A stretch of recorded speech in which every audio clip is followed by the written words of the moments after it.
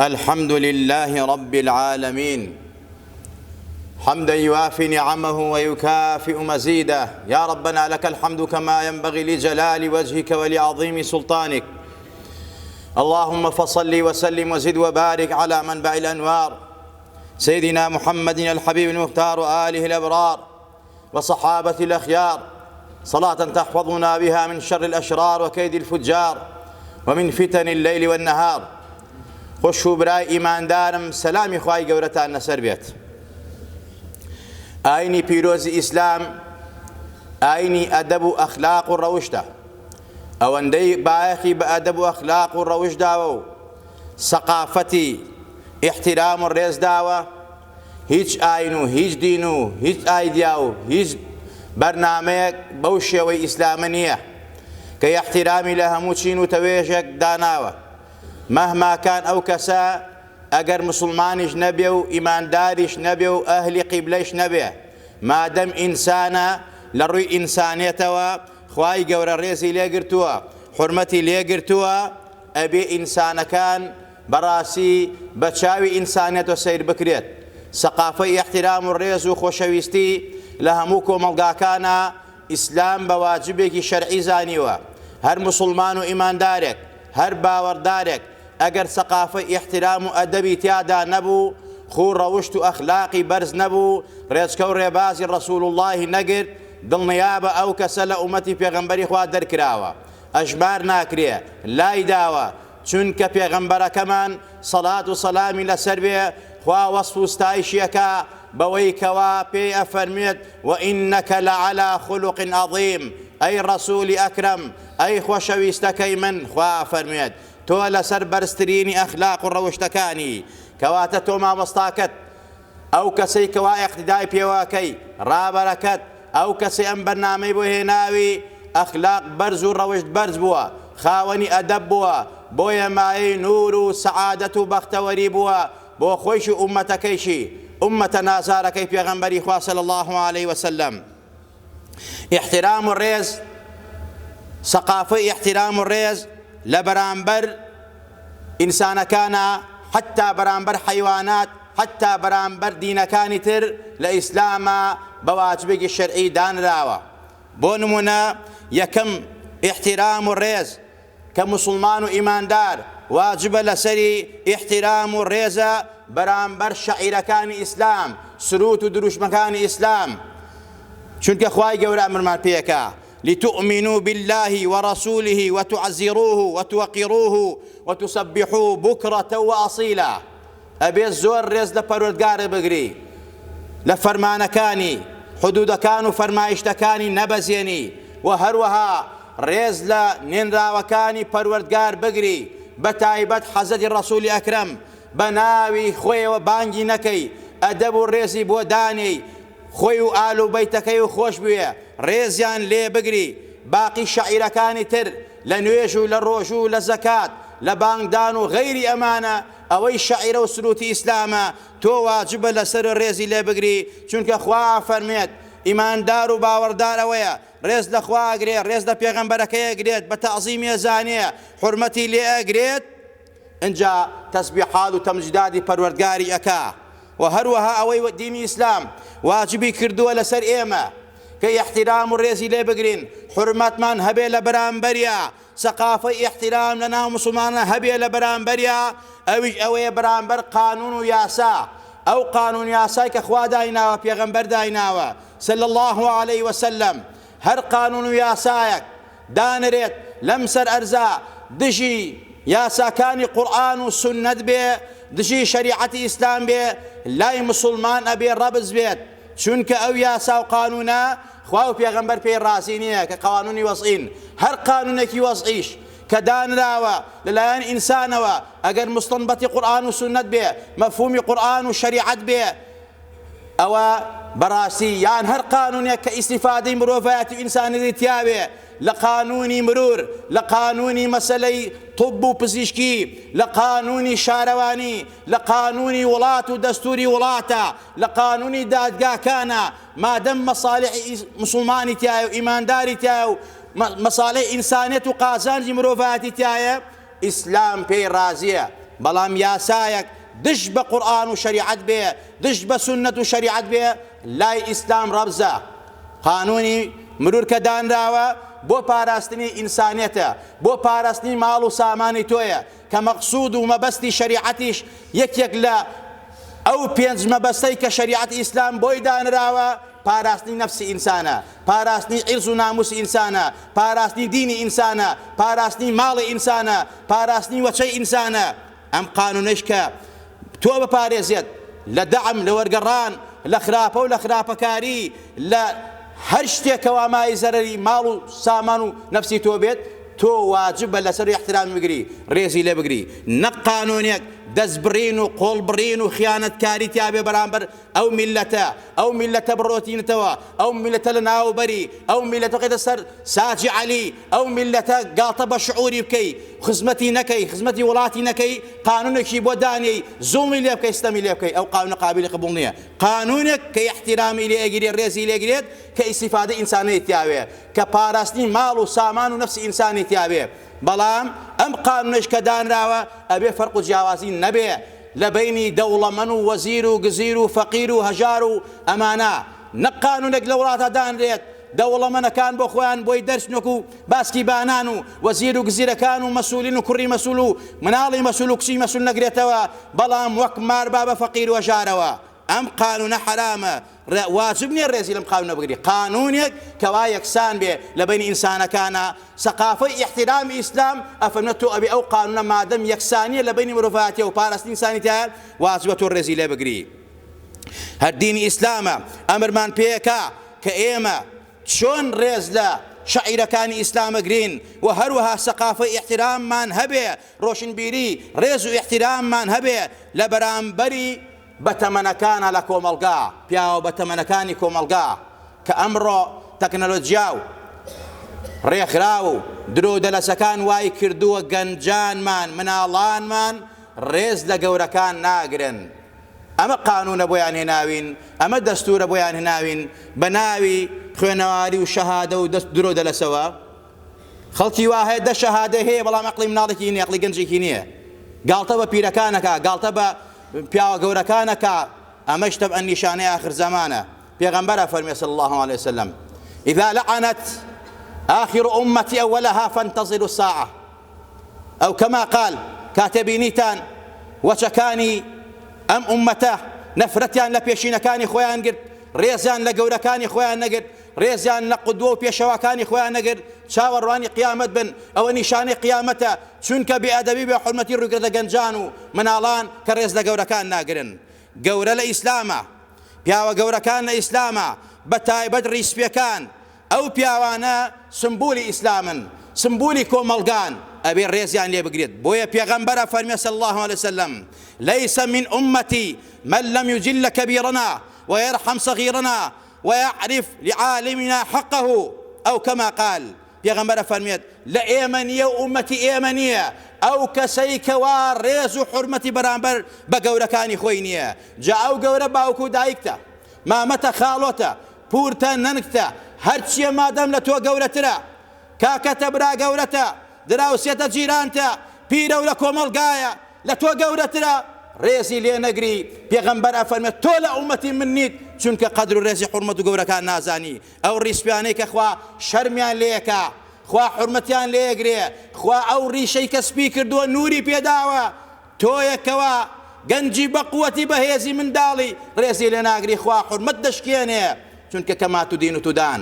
ڕێزگرتن لە گەورە، حورمەتگرتن لە گەورە بەڕاستی یەکێکە لە شەعیرەکانی ئیسلام. ئیسلام ئەمری پێیەکە. ئازیزان و خۆشەویستان، و هەروە ڕەحم و سۆزی گەورەکانی بۆ بچووکان، پێغەمبەرە فەرمێ هەر کەسێ نەیبێ بە هەمان شێوە ئەو گەورە چۆن ئەگەر ڕێزی لێ نەگیرێ.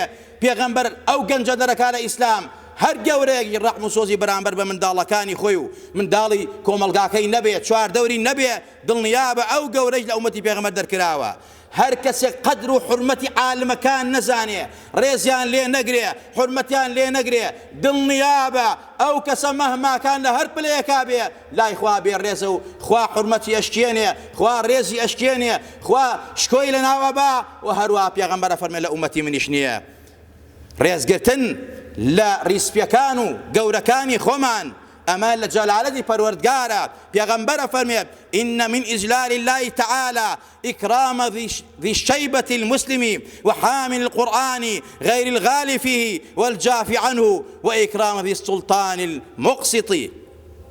پێغەمبەرە فەرمێت لە گەورەیی یعنی لە گەورەزانینی پەروەردگارە کە تۆ خوا بە گەورە ئەزانی، خوا بە تاک و تەنها ئەزانی، ڕێز لە ڕیسپی ئەگری لە گەورەکان کە ئەو ڕیشەی سپی بووە لە پێناو ئیسلامە لە ناو ئیسلامە یان هەر مسلمانیش نییە بەڵام ئەم کەسە گەورەیە و ڕیکی سپی بووە، هەر دین و هەر ئایدایەکی هەیە تۆ ئەمرت پێکراوە ڕێزی لێ بگری بۆ چونکە لە تۆ گەورەترە. ئەمە ئیسلامە، سەقافەی ئیسلام بەم شێوازەیە بە مطلقی باسی کردووە، فەرق و جیاوازی نەکردووە. پێغەمبەر فەرمێت لەیسە منا من لم يرحم صغيرنا ويعرف شرف كبيرنا أو وفي الرواية حق كبيرنا. لإيمانية أو كسير رحم صوز وبزينية برامبر بمخلوقات، برامبر ببشوكان، برامبر بجرد سكاني خويان، وهروا لإيمانية أو كسيكوا ريز لقورو پیاو بەتەمەنەکان و ڕیسپیەکانی خۆیان ناگرن. پێغەمبەر ئەفەرمێت لە ئێمەنیە و لە ئومەتی ئێمەنیە. ئازیزان و خۆشەویستان، بەتایبەت گەورەیەک ئەگەر لە ناو ئیسلامە ڕیسپی کرد بێت، ئەوە کە تۆ ڕێزی لێگریت ئەوە کەسبی بەرەکەتیشەکەی، ئەوە بەرەکەتی لێ دەدا، چونکە ئەوانە مسلمان و ئیماندارن لە ناو ئیسلام و دینا ڕیشان سپی کردووە. بۆیە پێغەمبەرە فەرمێت گەنجەکان ئاگادار بن، ئەو پیاوە پیرانە عاجز نەکەن، ئەوانە خۆشەویستی خوان خوا ڕێزیان لێگرێت. ڕێزگرتنی تۆ یعنی بە تاکزانینی پەروەردگارە بۆ ئەو زاتانە. ئەفەرمێت البەرەکەت مع ئەکابیرکم، بەرەکەت لە خزمەت ئەوانایە. بەرەکەت هەر کەسێکەوێت بەرەکەت کەوێت تەمەنیەوە، بەرەکەتە مناڵیوە، نان و ئاو و ڕستیەوە، با لەبەر گەورە هەڵچێ، با دەستی گەورە ماچکە، با ڕێزی لێ بگرێ، لە هەر کوێ هەیە لە هەر شوێنێکە هەیە. ئەم گەنجانەی ئێمە ئەگەر ئەتەوێ بەختەوەربی ئەهلی سەعادەت بی، ڕێز لە پیرەکانی خۆتان بگرن. لە ناو پاسای کەسێک هاتووە پیرە، هەڵسە لە جێگەی خۆت، پیرەکە خە شوێنەکەی لە شوێنێکی ترای، شوێنەکەی تۆ خۆشە شوێنی ئەو ناڕەحەتە، دەستی بگرە و بیخە شوێنەکەی خۆت، ئەمە ڕێزە. هاوکاری بکە، دەستی بگرە لە شوێنەکە پێویستی بە تۆیە، ئەمە ڕێزە، ئەمە حورمەتە بۆ خۆت. نامری تا تۆی وات لێ نەیە کە کاتێک پیر بووی محتاج بووی گەنجێک خوا بۆت مسەخەرەکە ڕێز لە تۆی بگرێ. بەڵام ئەگەر وا نەبوو دڵنیا بە تۆ چۆن ئەگەر ئیستیزا بە پیرێ بکەی نامری تا ئیستیزا پێ نەکرێتەوە. ئاگادار بین کەما تودین و تودان. ئازیزان و خۆشەویستان، بۆیە ئەو پیرانە لە ئیسلامە سمبولن، ڕێز لێگیراون، مایەی ڕەحمەت و بەرەکەتی ماڵن، مایەی ڕەحمەت و بەرەکەتی کۆمەڵگان. پێغەمبەری خوا فەرمێ صلی الله علیه وسلم لە زۆر غەزایمە بە دوعاکانیوان سەرەکەوتین، زۆر جارێ لەبەر خاتی ئەوانە خوا بارانە بارێنێت، لەبەر دوعاکانی ئەوانە خوا بەڵا ڕەدەکاتەوە. گەنجی نەکبەتی بەدبەت بۆ ڕێزی لێ ناگری، ڕێزی لێ نەگری خوا ڕێزە تەشکێنێ، خوا ڕێز لە کۆمەلگاکەشی ناگرێ، خوا ڕەحمەت لەسەر کۆمەلگاکەش نابارێ. بەڵام ئەگە گەنجانمان بە حورمەتون بەرامبەر پیرەکانیان، وەک ئەرزم کردن پیرەکە باوکێتی دایکێتی مامەیەتی خاڵۆیەتی هەر خەڵکی کۆمەلگایە و پیرە لە کۆمەلگایە، ڕێزت لێگرت، ئەو ڕەحمەت و بەرەکەتە ڕۆکاتە خۆیشت و کۆمەلگاکەشت و وڵاتەکەشت و نیشتیمانەکەشت. بۆیە ڕێزگرتن لە پیران لە سەقافەی ئیسلامیە بە شەعیرە و واجبێکی شەرعی دانراوە. هەر کەسێک ڕێز نەگرێ لە پیرەکانی دڵنیابە بەدبەخت و نەکبەت ئەبێ. ئازیزان و خۆشەویستان، و هەروەها لە سەقافەی ئیسلامەوەی ڕێزگرتن لە ماڵ و منداڵی خۆت. بۆیە پێغەمبەر فەرمێت خەیڕوکم لئەهلی و ئەنە خەیڕوکم لئەهلی، باشترینتان ئەوان باش بێ ماڵ و مناڵەکەی، من لە هەمووتان باشترم بەرامبەر بە خێزانەکانی خۆم، بەرامبەر بە مناڵەکانی خۆم، ڕێزیان لێگرم ڕێزم لێگرن. اینجا پێغەمبەر من بەرامبەر ئافرەتان بە مطلقی هەرچێک هەیە خزمتە یا بێگانەیە ئەبێ ڕێزی لێ بگری. ئەو کەسەی ڕێز لە ئافرەتە گرێت خوا ڕێزی لێگرێت، ئەو کەسەی ڕێز لە ئافرەتە گرێت ئەو کەسە کەریم و کوڕی کەریمە، ئەو کەسەی ڕێز لە ئافرەت ناکرێ ئەو کەسە لەئیم و بەدبەخت و نەکبەت و شەقیە. حەسانەکەن بە ناو ئیسلامەوە ئەڵێ ئافرەت چییە؟ نابێ ڕێز بە ئافرەت دامەرین، ئەوە خۆت بێ ڕێزی وێ ڕێز بە ئافرەت دانانی. ئافرەت ئەزانی کێیە؟ ئافرەت دایکتە، ئافرەت ئەزانی کێیە؟ ئافرەت خوشکتە، ئافرەت ئەزانی کێیە؟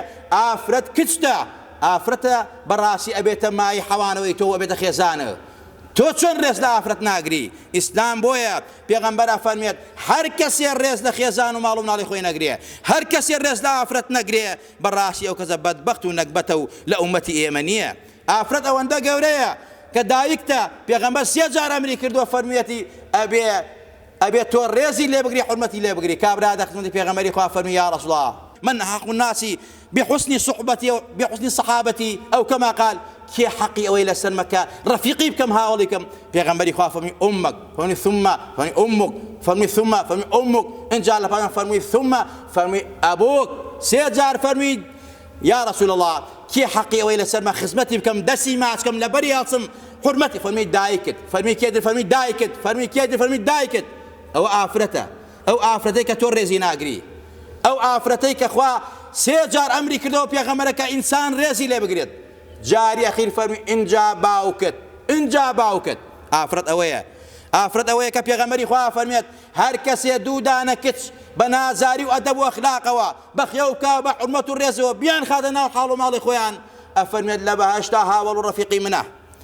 رفيقي منه بو معلومات شان هر كسي زايان بداو أدبيان جوان دانا و رێزیان فێر نەکا و حورمەتیان فێر نەکا جلوبەرگیان ئەخلاقیان ڕەوشتیان چۆن ئاوا ئینسان بە ئەدەب و ئەخلاق و بیان خەتە ناو ماڵ و حاڵی خۆی ڕەفیقی پێغەمبەرە هەر کەسیش ماڵ و مناڵی ئیهمال کا و بەرەڵایان کا دوو لە ڕووی جەنابتان دڵنیابە گەورەترین سزای هەیە لە قیامەتە چونکە مەسئولاتی خۆی بەرپرسیارەتی خۆی ئیهمال کردو و فەرامۆشی کردو. ئازیزان و خۆشەویستان، ئافرەت یەکێکە لەوانەی کە لە ئیسلامە ڕێزی لێگیراوە.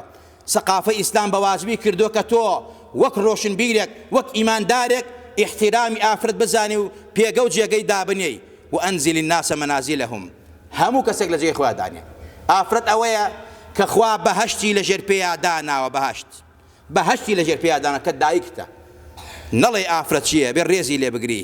ئازیزان خۆشەویستان، هەموو نەفسێک لەم سەر ئەرزا هەیە كافر يا مسلمان بيت ورزيله بقري بيغمبري خوالة برجنازية يهودية صار يعني يا رسول الله أو يهودية بولتي فرمي أليست نفسا أي نفسك نية وإنسان نية أي إخوانا فرمي ولقد كرمنا بني آدم توي مسلماني مغروري يا أخي بما يدور كاد نيوشكي دور روش بالروش وبي خد بأولياء الله زاني وببيغمبر وبفريشتا زاني أو كابراك كخوا هدايتي نداو بدبختة ونكبتة براسي تول خذ لو باش تزاني أو تبي غمرة فن إنسان هرتشي كيا أبي تور رزي اللي بقري بيغمر بالكافر الصاوة فمن إكرام ضيفي واجب رزي اللي بقري إتتو أبيوكو مسلمان دراو سكت يهودا قاور أبو زبر رزي اللي بقري رزي اللي نقري مسلمان نيت إيمان دار نيت بيغمر فرملا فرماجة ترى من أحب